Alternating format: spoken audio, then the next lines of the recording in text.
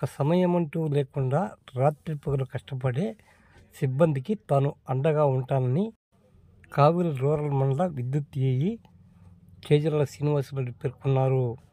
Linemen Divas కార్యక్రమం సందర్భంగా కావలి rural విద్యుత్ శాఖ కార్యాలయంలో లైన్మెన్లతో సమావేశం నిర్వహించడం జరిగింది. ఈ సందర్భంగా ఏఈ మాట్లాడుతూ విద్యుత్ శాఖలో కష్టపడుతున్న సిబ్బందికి తాను అండగా ఉంటానని వివరించారు. ప్రమాదాలకు గురికాకుండా సిబ్బంది కూడా జాగ్రత్తగా విధులు నిర్వహించాలని ఈ సందర్భంగా సూచించారు. ఈ సందర్భంగా లైన్మెన్లకు స్పీడ్లు పంపిణీ చేయడం జరిగింది. ఈ కార్యక్రమంలో సబ్ ఇంజనీర్ కళ్యాణ చక్రవర్తి, లైన్ ఇన్స్పెక్టర్లు, లైన్మెన్లు తదితరులు పాల్గొన్నారు. సెక్రటరీ ఈరోజు పేపర్లో కూడా వచ్చింది, చూసారు లేదు. 5th లైన్మెన్ డే దినోత్సవంగా March 4th జరుపుకోవడం జరుగుతుంది.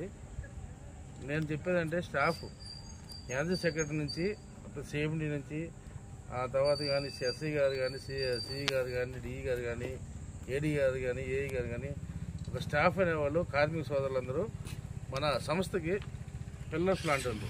మీరు ప్రతి ఉదయాన్నే మార్నింగ్ వచ్చేసి కష్టపడతారు. కరెక్ట్ టయానికి ఇంటికి పోయేదానికి మళ్ళీ కరెంట్ పోయినా కానీ మళ్ళీ పరిగెత్తుకుంటూ వస్తారు. కానీ కార్మిక సోదరులందరూ కష్టపడేది. ఎవరైనా ఒక ఏఈ గారు వస్తారు, ఎమర్జెన్సీ అయితే వస్తారు. కానీ మీరు ఫీల్డ్లో మొత్తం మన సంస్థలు ఎక్కడికి కూడా ఒక లైన్ మ్యాన్లు కార్మిక సోదరులను కష్టపడి సంస్థకి కరెంటు పోయినా కానీ ఎమర్జెన్సీ అటెండ్ అయ్యి చేస్తున్నారు. కాబట్టి 24 hours రాత్రి పోయినా కానీ ఒక ఎమర్జెన్సీ డిపార్ట్మెంట్ మనది ఒకటే. అందువల్ల 24 hours మనం పనిచేయాల్సి వస్తుంది. మన వాళ్ళు చాలామందికి కూడా గ్యాస్ ట్రబుల్స్ ఇవన్నీ కూడా వస్తాయి. ఎందువల్ల అంటే మనకు టైం ఉండదు. కరెంటు పోద్ది, కస్టమర్ ఫోన్ చేస్తారు, సార్ ఎమర్జెన్సీగా మాకు కరెంట్ నాకు ఫోన్ చేస్తారు, నేను చెప్తాను, లేకపోతే మీకే ఫోన్ చేస్తారు. మన ఆతృత అలాంటి కరెంటు లేదు. నిత్యం ఈరోజు 24 hours కరెంటు కావాలని కోరుకుంటున్నారు జనాలు. కానీ మనకి వర్క్ లోడ్ కూడా మీ మీద ఎక్కువ అయిపోతుంది. మనకి సర్వీసులు తగ్గట్టు స్టాఫ్ ఉండటం లేదు. కానీ మొత్తానికైతే టోటల్ అప్ టు పై క్యాడర్ నుంచి కింద క్యాడర్ వరకు కూడా కష్టపడేది మన సబ్ ఇంజనీర్స్ కానీ ఒక ఏఈ క్యాడరు. ఇంతవరకు ఒక సెక్షన్ ఆఫీస్ దాకే ప్రెజర్ పడతా ఉంది. ఫైనల్గా మేము చెప్పినా కానీ మేము వచ్చి మీకు చెప్తాం, మీరు చెప్పితే మీ చేత మీరు చేస్తారు.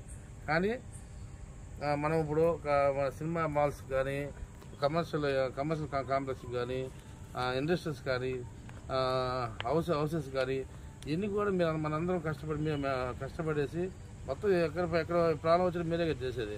మనకి కార్మికులు అంటే ఈ సమస్యకి అంత ఇంపార్టెంట్ పిల్లర్స్. మీరు గట్టిగా పనిచేస్తే మన సంస్థకి మంచి పేరు వస్తుంది. అదేవిధంగా భద్రతా విషయం సబ్ ఇంజనీర్ చాలా క్లారిటీగా చెప్పాడు. ఏది కూడా నేను ఫస్ట్ నుంచి కూడా మీకు చెప్పేది, ప్రికాషన్స్ కరెక్ట్గా తీసుకోండి. మనం పోలికేటప్పుడు ముందు పోలికి మొత్తం 3 ఫేస్లో ఇది చేసి మనం ఎర్త్ చేసుకున్నాం అనుకో, మీకు సప్లై వదిలేప్పుడు మీకు రాదు, త్రూ ఎర్త్ ద్వారా వెళ్ళిపోద్ది, ఏం ప్రమాదం జరగదు. అది కొద్దిగా ప్రికాషన్స్ మెయింటైన్ చేసి ఏ వాటికి నేను ఎప్పుడే చెప్తాను. అంటే మీ దగ్గర నేను చెప్పవచ్చు, సంస్థకి పనిచేసేది కార్మిక సోదరులే. కార్మిక సోదరులు పనిచేసేది ఎవరు మేమంతా చెప్పేవాళ్ళం మీకు మేమంతా అడ్మినిస్ట్రేషన్ ఇదిలో ఉంటాం. కానీ ఫైనల్గా ఒక రిజల్ట్ మనకు రావాలంటే సెక్షన్ ఆఫీస్కి కానీ ఎవరికైనా రావాలంటే మీరు కష్టపడితేనే. మీరు ఈ మధ్య కష్టపడుతున్నారు, మన సెక్షన్ చాలా ముందుకు కూడా వెళ్ళింది. అండ్ డిస్ట్రిబ్యూషన్లో కానీ ఇంకా కష్టపడి మంచి పేరు తెచ్చుకొని మన సెక్షన్ కూడా మంచి పేరు తేవాలని కోరుకుంటున్నాను. ఇంకో విషయం ఏంటంటే మనకి మన జనరేషన్లో కానీ ఇప్పుడు జనరేషన్ కానీ మన 3 డివైడ్ చేశారు, జనరేషను, ట్రాన్స్మిషను, డిస్కమ్. జనరేషన్ మనకి ట్రాన్స్కోవర్కి ఇస్తారు, ట్రాన్స్కోవర్ మనకి ఇస్తారు సప్లై. మనందరం టోటల్గా ఎవరు కార్మిక సోదరులు ఎన్ని డబ్బులు కలెక్ట్ చేసి డిస్కమ్కి ఇస్తే డిస్కమ్ వచ్చి ట్రాన్స్మిషన్ కట్టుద్ది, ట్రాన్స్మిషన్ వాళ్ళు వచ్చి డెన్కో కడతారు. ఇది లాస్ట్కి ఎవరు డబ్బులు కలెక్ట్ చేసేది ఎవరు? మీరు కార్మిక సోదరులు. అదొకటి మీరు అంతా కానీ గుర్తుపెట్టుకొని అసలు జెన్కోలో ఎంత ఒక విషయం చిన్న డౌట్ నాకు, జెన్కోలో మనకి ఎంత పవర్ జనరేటర్ తెలుసా మీకు? తెలుసా అందరూ స్టాఫ్ ఎవరికైనా? చెప్పారా? 11.4 జనరేట్ అవుతుంది. 11.4 డైరెక్ట్ ఇంటికి తీసుకోవాలి. లాసెస్ ప్రపోర్షనల్ టు పవర్ అంటారు, మనది పవర్ అనాలి, కరెంట్ అనకూడదు. Power equal to VA cos P. అప్పుడు మన వోల్టేజ్ని పెంచి 400 kV చేసి కరెంట్ తగ్గిస్తారు. Losses proportional I square. Current తగ్గడం వల్ల లాసెస్ తగ్గుతాయి. 11.4 డైరెక్ట్ తీసుకొచ్చామనుకో మనకి ఇక్కడ ఈ పాయింట్కి 7 kV అవుతుంది. 11.4 అంటే ఒక ఫ్యాన్ కానీ ఒకటి ఏది తిరగదు. అందువల్ల నాకు స్టెప్ అప్ ట్రాన్స్ఫార్మర్ పెట్టి 400 kV చేసి పెద్ద పెద్ద టవర్స్ వేసి తీసుకొచ్చి దాన్ని 220 చేసి మళ్ళీ 130 kV చేసి 32 kV చేసి 11 kV తీసుకొస్తారు. ఇదంతా సిస్టమ్ ఎంత ఎందుకు జరుగుతుందంటే డైరెక్ట్ తీసుకొస్తే మనకి లాస్ట్ పాయింట్కి వచ్చే లోపల తగ్గిపోద్ది. ఎక్కడో జనరేట్ అవుద్ది పవర్. అందుకే ఎన్ని టవర్స్ కానీ ఎన్ని వస్తాయి అది కూడా మనం తెలుసుకోవాలి. కొంచెం సబ్జెక్ట్ చెప్తున్నా. ఎప్పుడు లాసెస్ ప్రపోర్షన్ మనకి పవర్ అనాలి, కరెంట్ అనకూడదు. మనంతా కరెంట్ అనేది మాట మాట్లాడతాం. మన లైన్స్లో వచ్చేదంత పవర్. అదేవిధంగా మనం భద్రతా సూచనలు పాటిస్తూ సంస్థకి నేనైతే మిమ్మల్ని స్టాఫే మొత్తం నేనైతే దానికి నేనైనా వాస్తవాలు ఒప్పుకుంటా.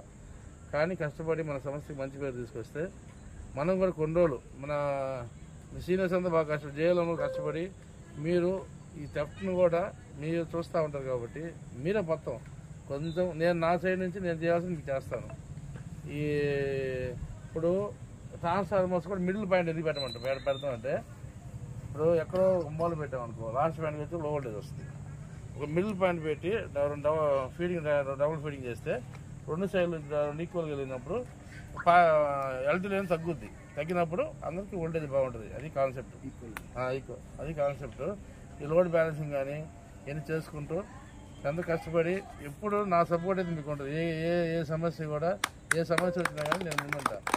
మీకు ఏమైనా ట్రాన్స్ఫార్మర్స్ కావాలన్నా డ్యామేజ్ పోల్స్ కావాలన్నా ఇంప్రూవ్మెంట్ ట్రాన్స్ఫార్మర్ కూడా నేను పెడతాను మొత్తం.